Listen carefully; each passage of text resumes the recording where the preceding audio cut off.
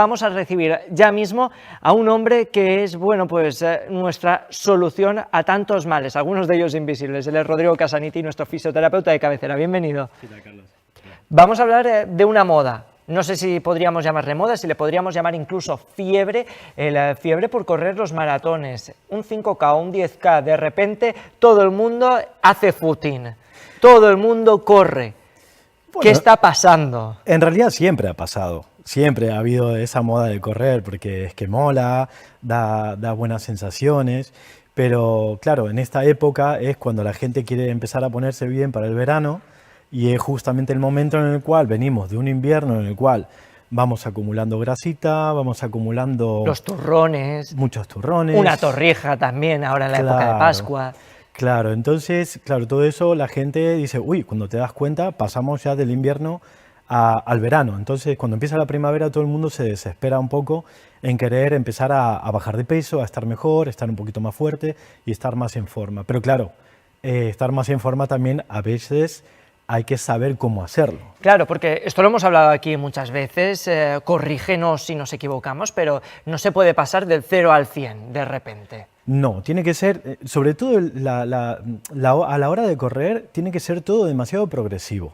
Porque nuestro cuerpo, cuando sobre todo tiene, por ejemplo, una mayor carga, porque tu peso puede ser de 70 kilos, pero está cerca de los 80, si tú empiezas a correr de hoy para mañana con toda esa ilusión y con todas esas ganas, seguramente a lo mejor vas a tener alguna pequeña molestia. Entonces, como vas a empezar bien, pero luego ese ímpetu, esas ganas te dan muchas fuerzas para correr, pero tu cuerpo no está totalmente adaptado, puede ser que haya algún signo de alarma que te diga, no, mira, tienes un tironcito en la pierna, tienes algo, entonces hay que parar. Y luego ese parón va a ser que luego no quieras volver. Entonces vas a terminar procrastinando. ¿Te acuerdas uno de los programas que habíamos hablando?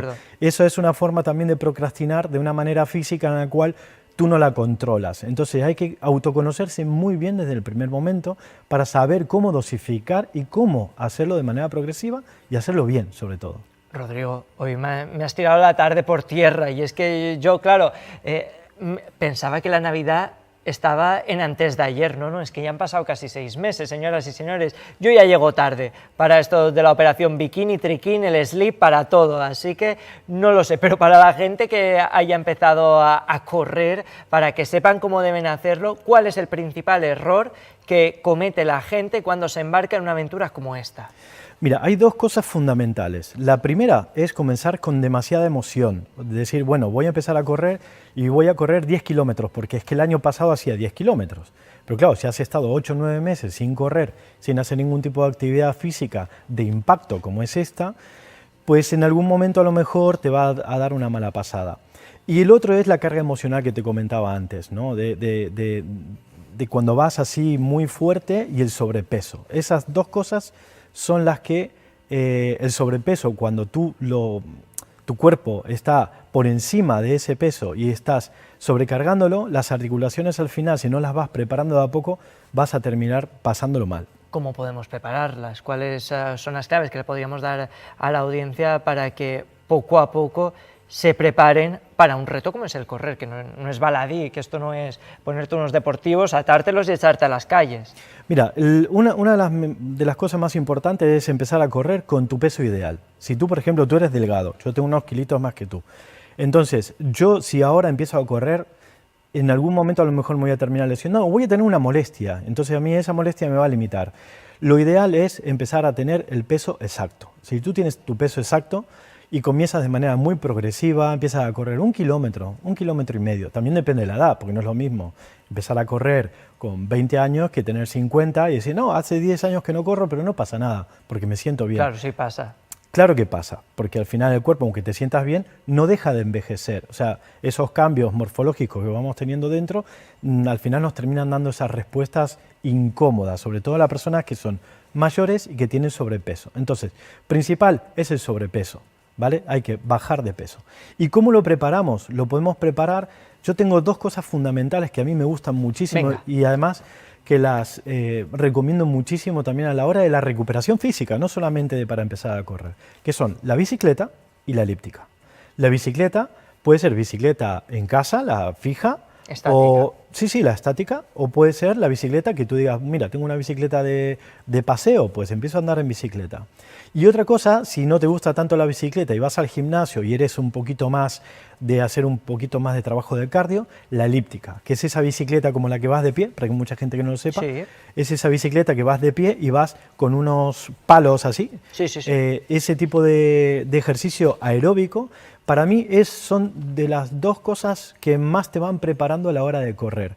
¿Por qué? Porque te va aumentando la masa muscular, te va aumentando el metabolismo, te ayuda a bajar un poquito de peso y esa carga aeróbica también hace que luego cuando tú tengas que empezar a correr, empieces a correr de manera mucho más adaptada, porque ahí lo único que vas a tener es el impacto, pero si tu peso es menor, obviamente ese impacto va a ser menos agresivo sobre tus articulaciones. Rodrigo, ¿y cuáles son las zonas que se ven más afectadas en el cuerpo cuando hacemos mal deporte?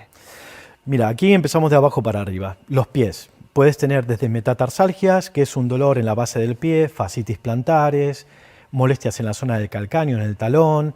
Todo eso va a depender un poco del calzado y de la marcha y del sobrepeso. Por otro lado, también puedes tener molestias en las rodillas, en las caderas y sobre todo también en la zona lumbar. En la zona lumbar, la gente que tiene sobrepeso, que corre con un poquito más de barriga, el hecho de hacer mucho impacto hace que se produzca una hiperlordosis, un aumento de la curvatura y suele molestar también la zona dorsal. Vamos a ir, si te parece bien, con las señales que nos tendrían que hacer indicar que debemos parar, igual que lo hicimos hace 2 semanas cuando hablamos de la Santa Faz y te preguntábamos precisamente por esto, por cuándo hay que decir stop, ya sea en medio del camino o cuando estamos corriendo, por ejemplo. Mira, cuando estamos corriendo, si por ejemplo tú vas corriendo y en un momento notas que te han dado como un pequeño hachazo en alguna zona de las piernas, por ejemplo la zona de los isquios, los gemelos, eso puede ser un indicador que hayas tenido un pequeño desgarrito muscular, que puede ser pequeño o puede ser muy importante.